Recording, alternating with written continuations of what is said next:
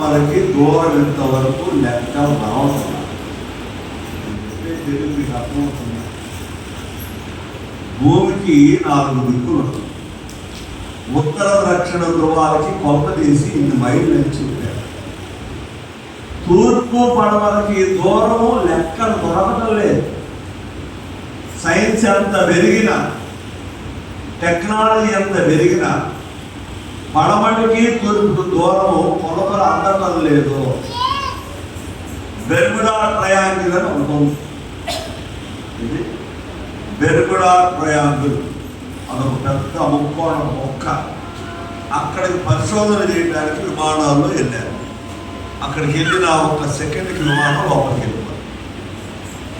ఇప్పటికి 48 బృందాలు పోయి ఒక్కడు మళ్ళీ అక్కడ.